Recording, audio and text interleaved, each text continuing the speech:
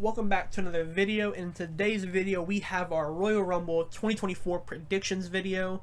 Obviously it's a Saturday. One of the biggest events in wrestling, is probably the coolest event because there's a lot of potential things that could happen. We're going to be posting our surprise returns and debuts potentially that could happen at Rumble, so make sure to watch that.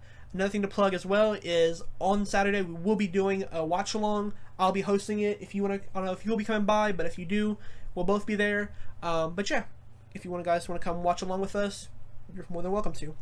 But yeah, let's get straight into predictions, and we're going to start off with the Women's Royal Rumble. Now, we have 6 women already announced for this one. We have Bayley, Nia Jax, Becky Lynch, Bianca Belair, Maxine Dupree, and Ivy Nile.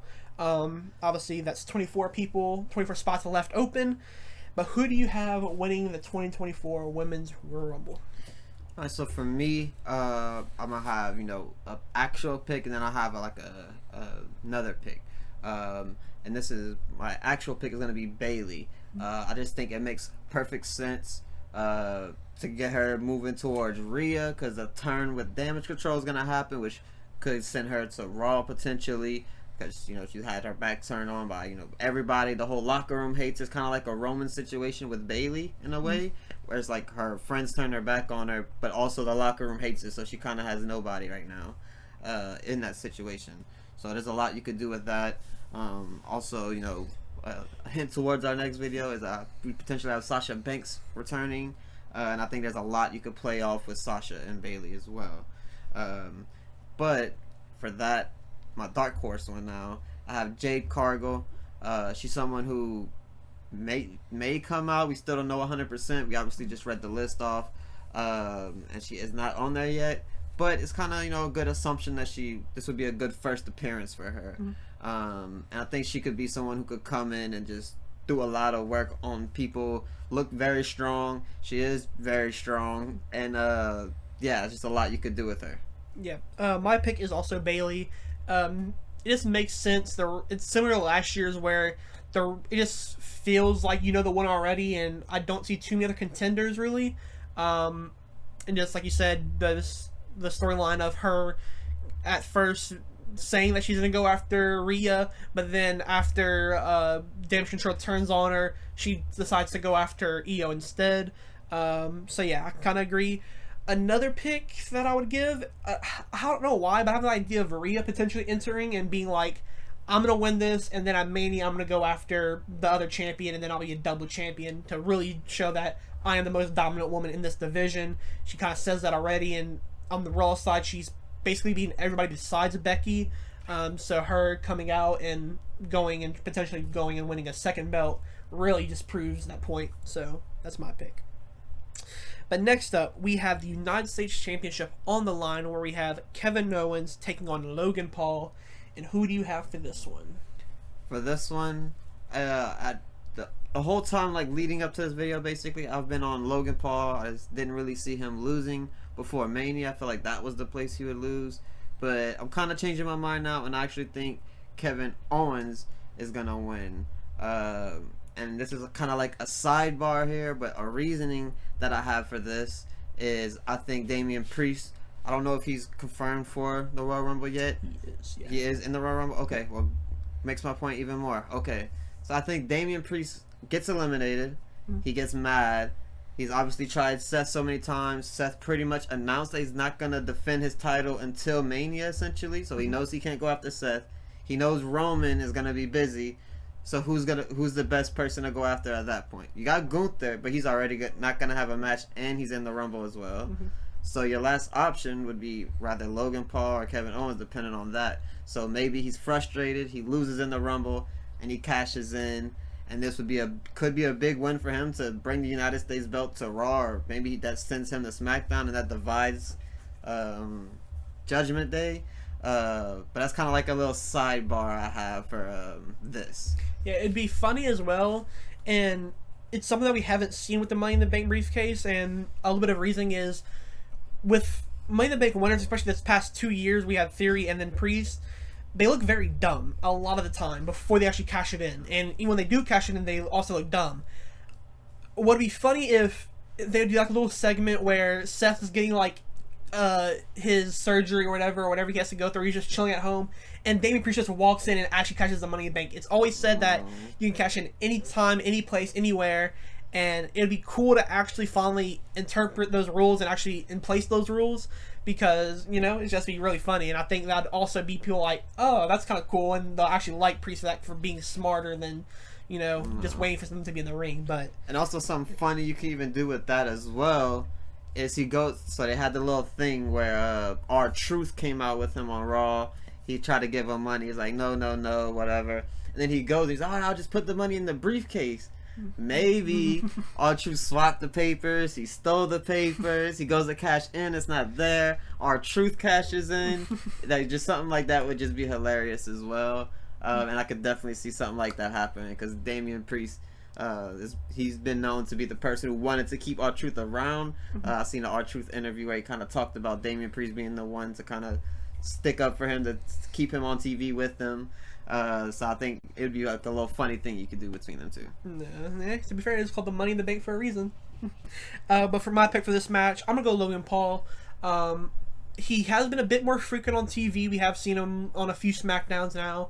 And obviously, as far as I'm aware, he doesn't have anything going right now. He doesn't have like a boxing match or anything like that. It hasn't been rumored for one to be announced.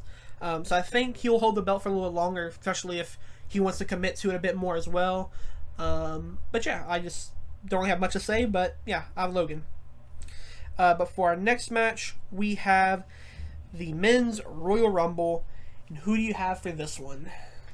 I mean, for this one, I'm just going to go ahead and say that's CM Punk. I think that's just the best way to do it.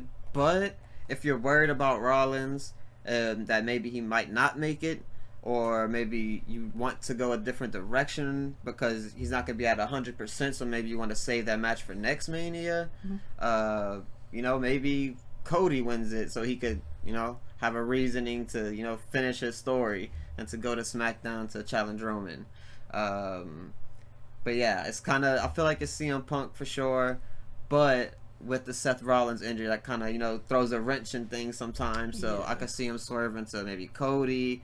I mean, really, there's a lot of people you could go to, honestly. Yeah. One thing I am scared about with the Seth Rollins injury is that he plans on coming back before Mania, or basically his first match would be at Mania. I'd be scared if they wait too long and they think he's going to be able to be at Mania, and then in the end, he's not able to be there, so he has to hurry up, relinquish the belt, or they also let him keep it until they want him to come back. And if they do take the belt off him, you have that impromptu match between a challenger or just have a vacant match for a match for the vacant belt. Yeah, I think WWE is kind of ready for that, though. Being said that they just had that big promo with CM Punk and Cody, because that could, if you want to, make Cody wait another year, because CM Punk would have to wait a year too at this point, then they just have a big Mania match, and that would still be massive. But yeah. For my pick, I'm between 3, and I'm more confident on 1, and that's also CM Punk. My other one is also Cody. But a third one, we have seen him this week on on Raw, and he talked to Seth, and that's Gunther. He is arguably the most believable person to win this besides Cody and Punk.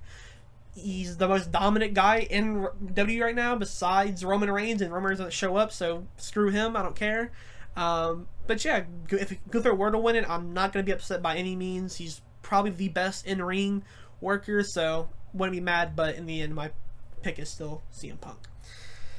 But moving on to the presumable main event, and that is the Fatal 4-Way for the undisputed WWE Universal Champion between Roman Reigns, AJ Styles, LA Knight, and Randy Orton. And who do you have for this match? As much as I would like to say literally any of the other 3 people, I'm going to have to say Roman. I would like to see it on Randy. I would like to see it on AJ. It'd be fun, I guess, to see it on LA Knight. But unfortunately, I just don't see him going that way. Cody has to finish his story, and that's not going to involve it with Randy being the champion. It's not going to involve it with AJ being the champion. It definitely isn't going to finish his story with LA Knight as the champion. So yeah. Yeah, and I'll ask you another question just to make it a bit more interesting. Who do you think will take the pin in this match? Unfortunately, I'd probably have to say LA Knight. I could definitely see Roman being one if it's like Randy that is doing the pinning. I could see him doing some surprise RKO and then Roman actually takes a pin, but that would mean Roman loses. Yeah. So, yeah. For me, again, also have Roman. Even though this is hopefully it's gonna be a good match, there's a lot of great talent in this match, obviously, but you know, like you said, this Roman Reigns is part of the story now. He is Cody Rhodes' story. He is the end goal, and Cody is the person to have thrown him in the end, and it has to be at Mania. That's the two things that are, in my opinion, has to be a lock to finish this story. That's how you finish the story, is Cody being Roman at Mania for the belt. For who I think takes the pin, I want to say LA Knight, but I don't know why I have more faith that Styles would take the pin, just because I don't know what WWE does with him afterwards. Obviously, he goes back to the OC, but when he was with the OC, they were kind of irrelevant, in my opinion. I don't see Randy taking this pin at all. That'd be kind of crazy if Roman were to pin him. But yeah, LA Knight's probably the most... It's probably like LA Knight, Styles, Randy, then Roman in order of who's going to take the pin. But yeah, that's pretty much all the predictions. I'll ask you a few more questions before we head out. And what's the match you're most excited for? Probably the Women's Royal Rumble. Yeah, just a lot of returns that are potential to happen. Yeah, I'll probably agree with you on that one. Obviously, both Rumbles are going to be exciting. And again, if you guys want to watch along with us on Saturday, we will be live streaming on this YouTube channel. So make sure to stop by if you want to come watch. And yeah, thank you guys for watching this video, and we'll catch you guys in the next one.